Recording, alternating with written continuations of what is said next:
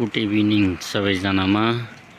2081 साल चैत 9 गते ल हेर्नुहोस् त हिमालमा हिउँ परिरहेको अवस्था छ।